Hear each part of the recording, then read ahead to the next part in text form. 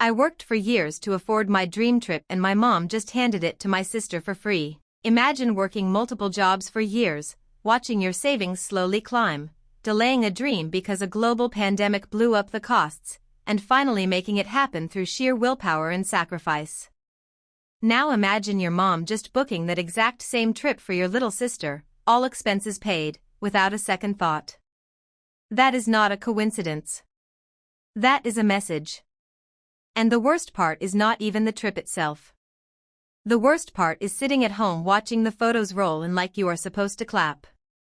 So our narrator today is a 26-year-old woman who has spent her entire life watching her younger siblings get handed everything she had to bleed for. She has been patient. She has been kind. She even made them a Google Map guide for the trip.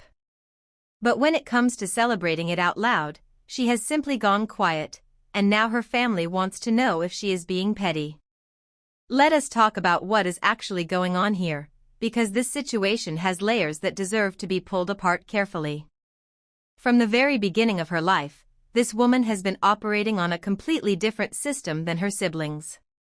She moved out at 17. 17.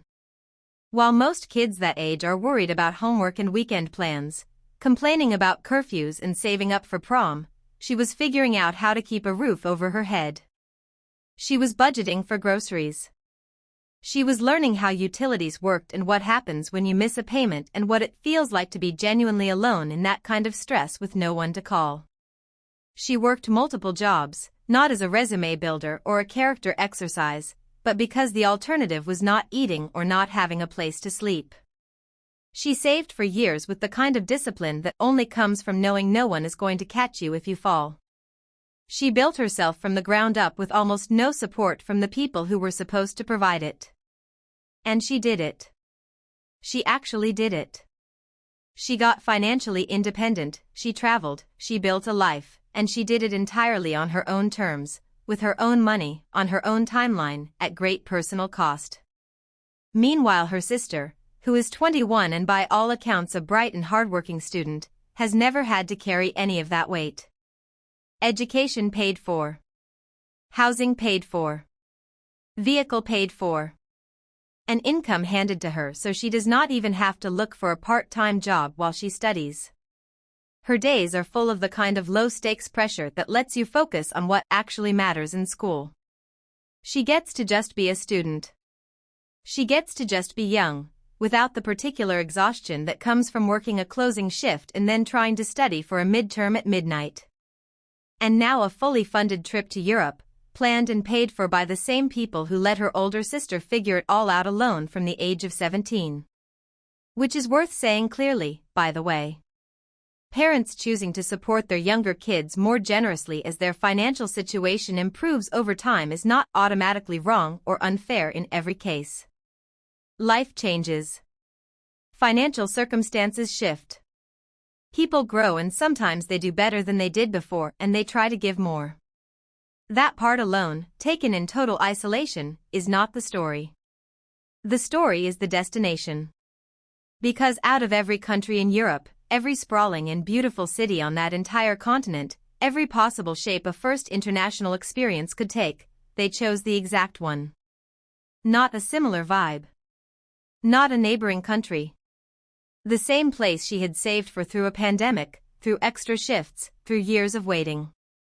They looked at the thing their oldest daughter had built into something sacred and personal and meaningful, and they handed it to someone else like it was simply a nice idea they had stumbled across.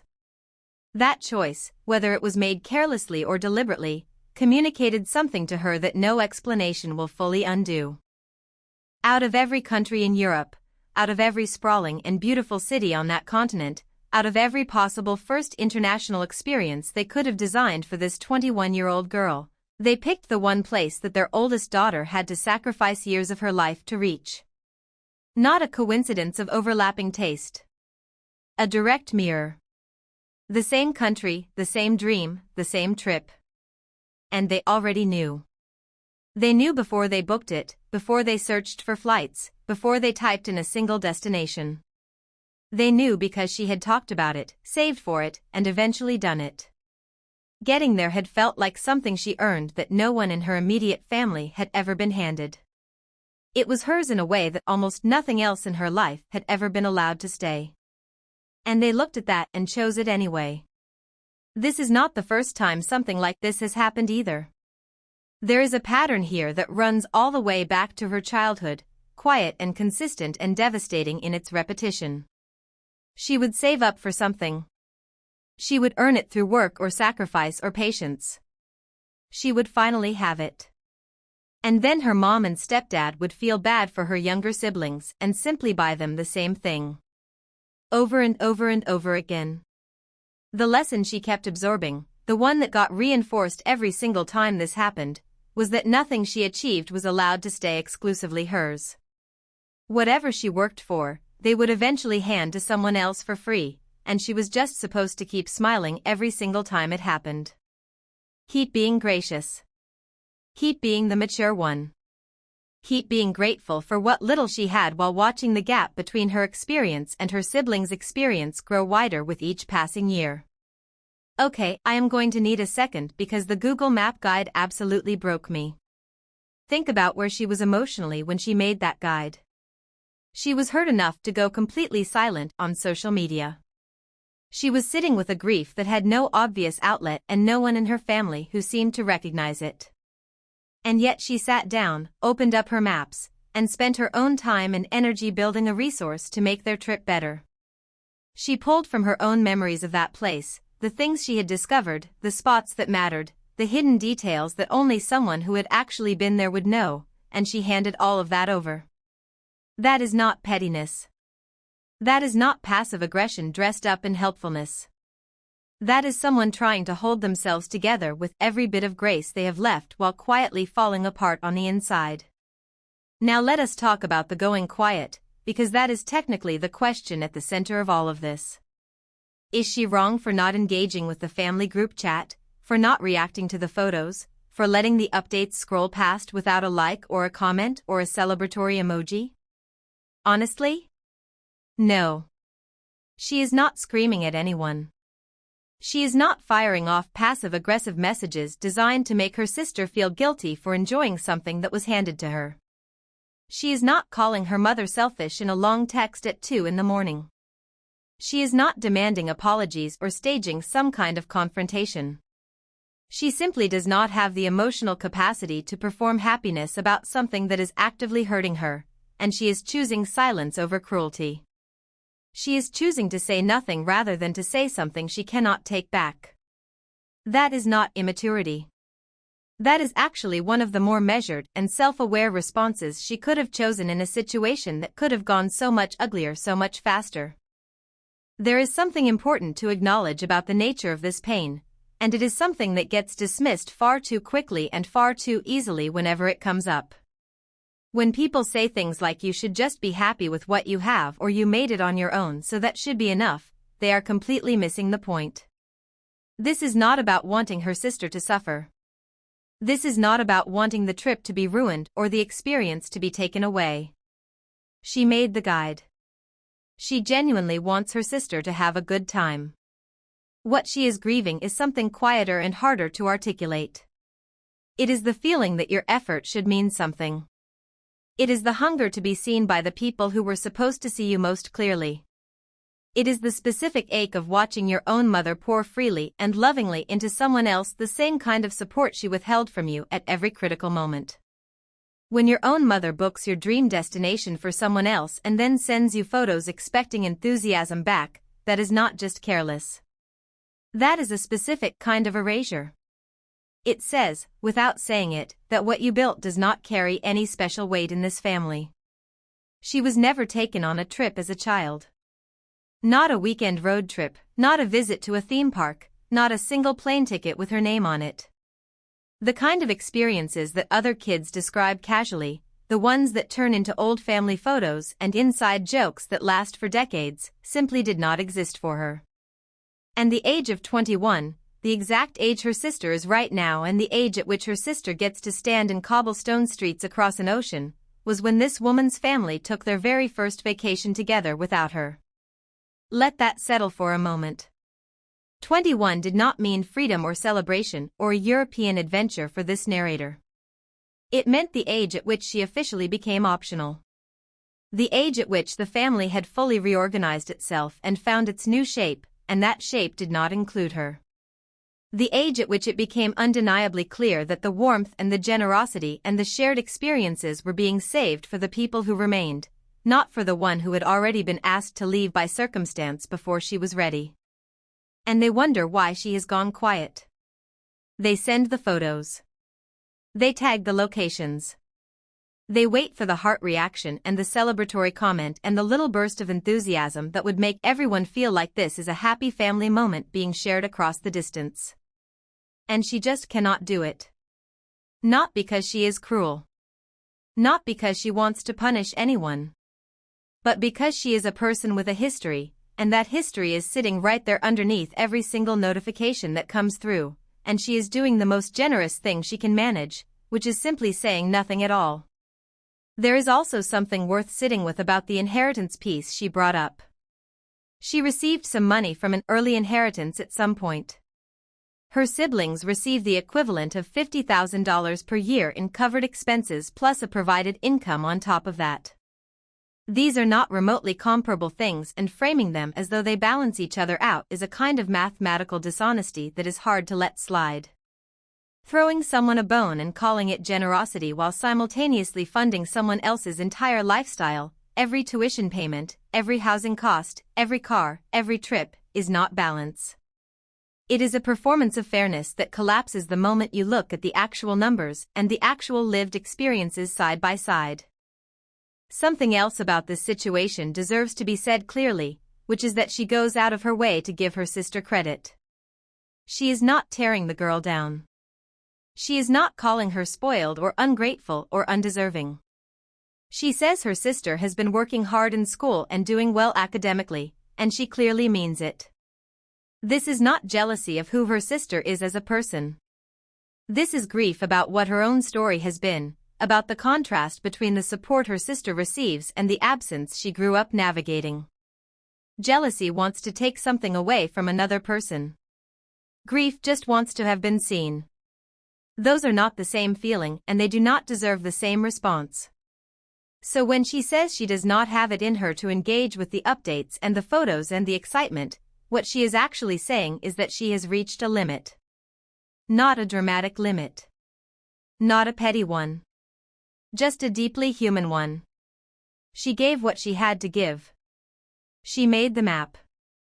She stayed kind. She communicated her feelings when the opportunity was there.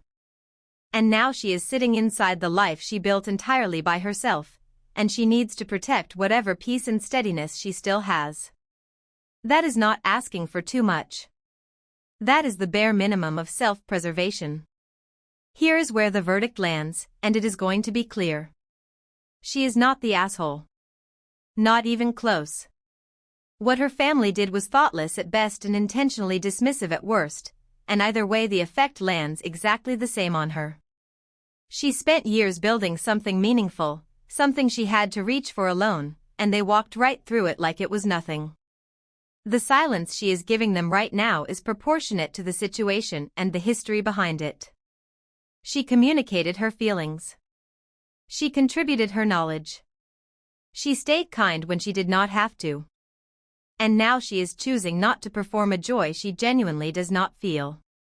Every adult has the right to that. What her mother should have done, and still could do even now, is acknowledge the hurt. Not defend the decision. Not explain the innocence of the intent or make a case for why it was not that deep. Just acknowledge that choosing that specific destination, knowing what it meant to her oldest daughter, knowing the years of work and sacrifice that were wrapped up in that place for her, was something that landed hard.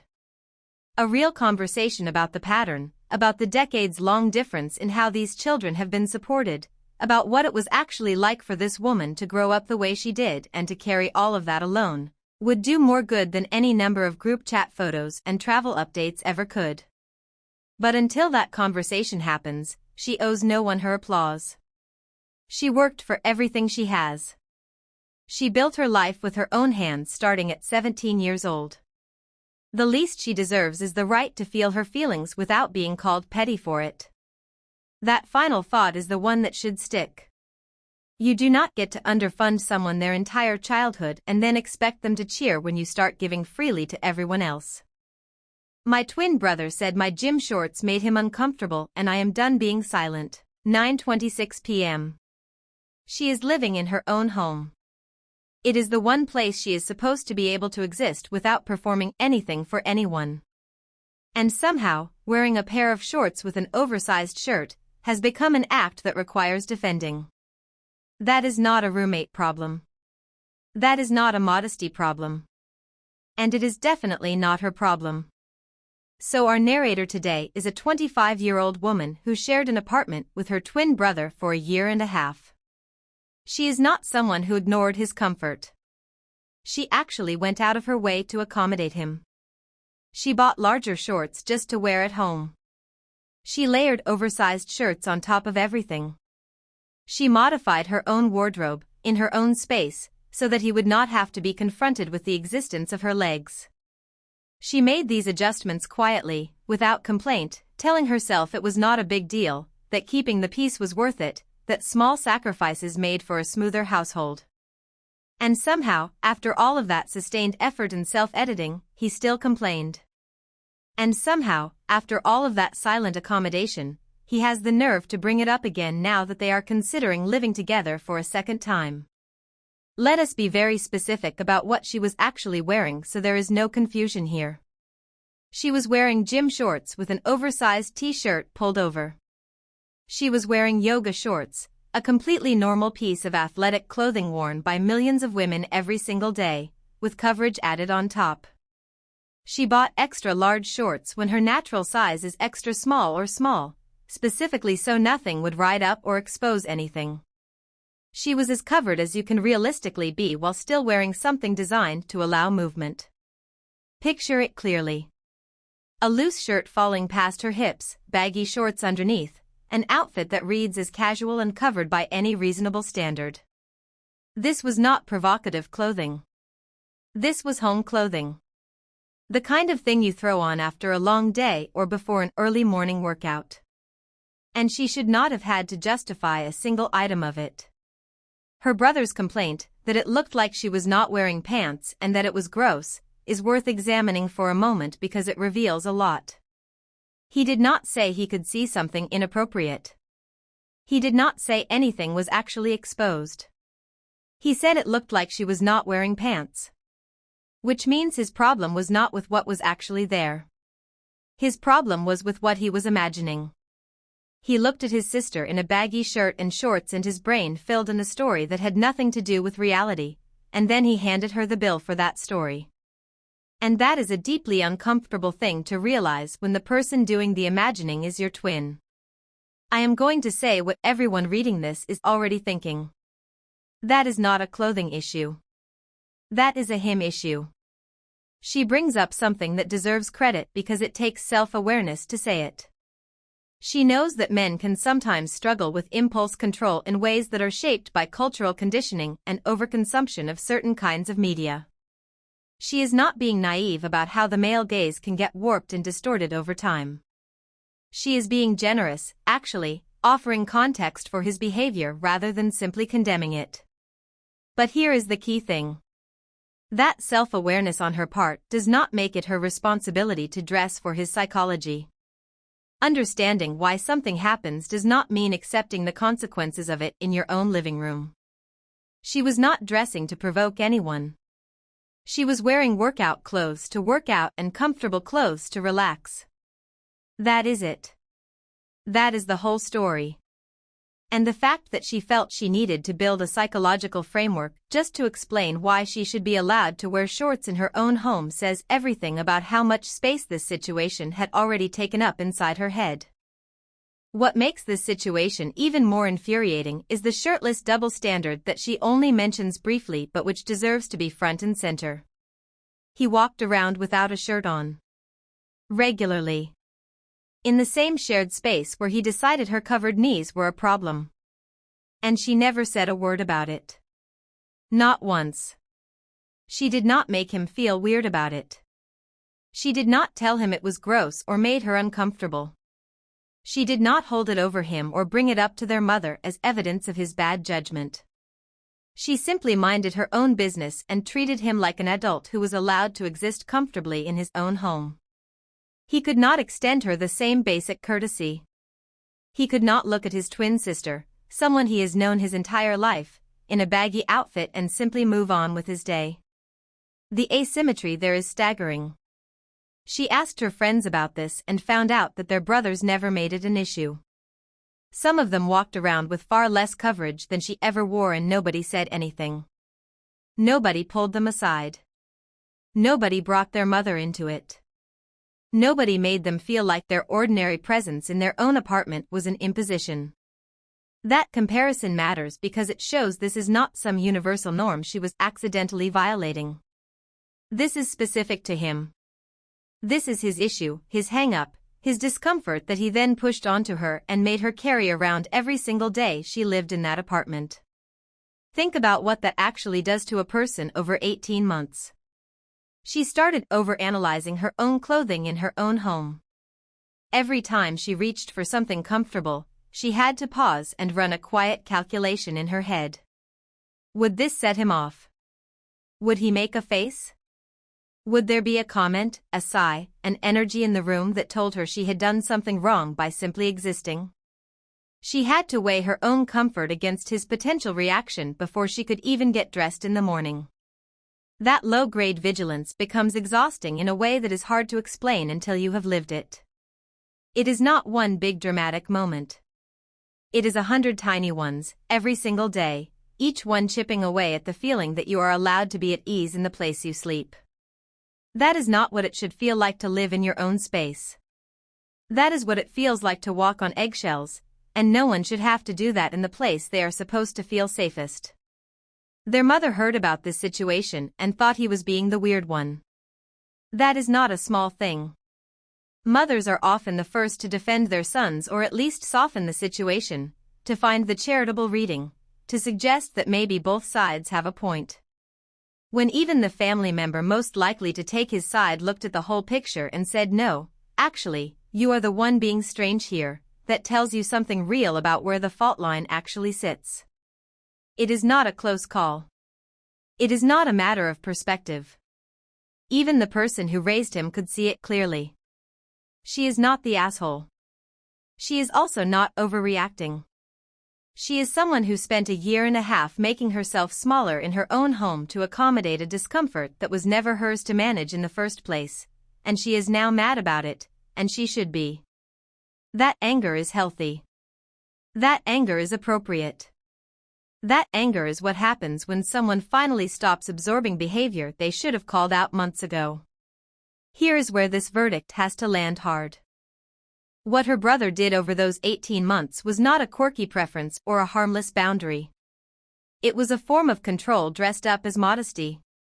By repeatedly policing what she wore in shared private space, making comments about it being gross, and eventually bringing it to their mother as though she was the one behaving badly, he made her body into a problem she was responsible for solving. He reframed his own discomfort as her misconduct. And she, being a reasonable and accommodating person, kept trying to fix it. That is not a reasonable thing to ask of a sibling. That is not a reasonable thing to ask of anyone. If they are going to consider living together again, and frankly the fact that he is even raising this as a condition of a second attempt is a red flag worth examining, she needs to have a very direct conversation before she signs any lease. Not a conversation about shorts. A conversation about what home is supposed to feel like and who gets to decide that. A conversation about the double standard of his shirtless comfort versus her knee-length discomfort. A conversation where she stops absorbing the premise that her normal body in normal clothing is an inconvenience he is forced to endure. She deserves to wear her gym shorts in her own home. She deserves to get ready for the gym without a performance review from her roommate. And she deserves to stop feeling like her ordinary existence is something she needs to apologize for. He is her twin brother. He is supposed to be one of the safest people in her life. The fact that she ended up feeling sexualized and judged in her own home by him is the thing that needs to be addressed, not her wardrobe. That is the real conversation. And if he is not ready to have it, she has her answer about whether to sign that lease. If these stories hit differently for you, let us know in the comments which one got under your skin more. And if you are here for more content like this, a like and subscribe would mean the world.